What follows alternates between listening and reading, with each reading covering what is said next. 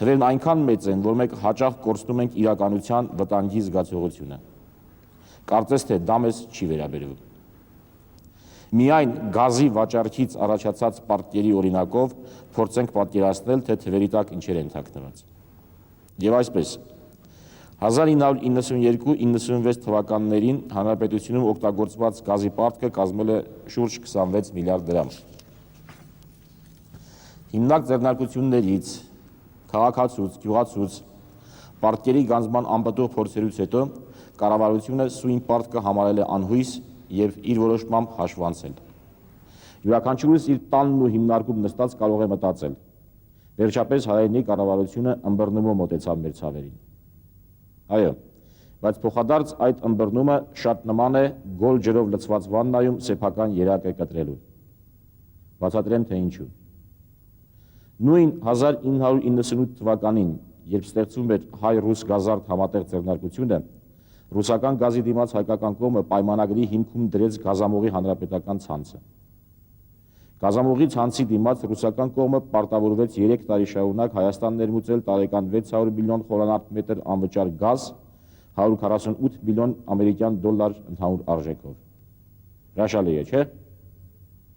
Հրաշալի կլիներ, եթե այդ 148 միլիոն դոլարի մեջ ի սկզբանե հաշվարկված չլիներ այն 26 միլիարդ անհույս պարտքը,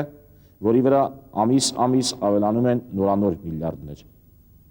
Արդյունքում 148 միլիոն դոլարից մենք այսօր լավագույն դեպքում ունենք 10-20 միլիոն դոլար։ Արդյունքում սերնդի պարտքի դիմաց սեփականաշնորհեցինք ազգային հարստությունը։ Այսպես մենք մեր տներում նստած, ծանր կյանքից դժգոհելով, փոխըմբռնման գաղճ մթնոլորտում կարող ենք կորցնել նաև օդանավակայանը, երկաթուղին, ատոմակայանը, անկախությունը, արժանապատվությունը, Ղարաբաղը, հողը վերջապես։ Սա է մեր ուզածը։ Ով է մեղավոր։ Հայ-ռուս գազարդը։ Ամենևին։ Պայմանագիրը շատ լավ պայմանագիր է։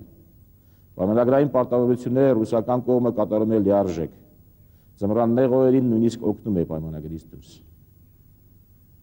Այդ դեպքում ով է մեղավոր։ Միջազգային արժութային հիմնադրամը, համաշխարհային բանկը, որ առաջարկում են պարտքեր չգոյացնել, համապատասխանեցնել բյուջեի ծախսերն ու եկամուտները, վայելավել հարկերի դուրքերի գանձումը, բարձրացնել տնտեսությունն ու բիզնեսը։ Ոչ միայն առաջարկում են, այլ տրամադրում են արտոնյալ վարկեր, գրեթե անտոկոս 30-35 տարով։ Բյուջետային վարկեր երկրում սոցիալական վիճակը բարվոք պահելու համար եւ ճյուղային զարգացման վարկեր գրեթե բոլոր կենսական ոլորտներում ռեֆորմներ իրականացնելու համար։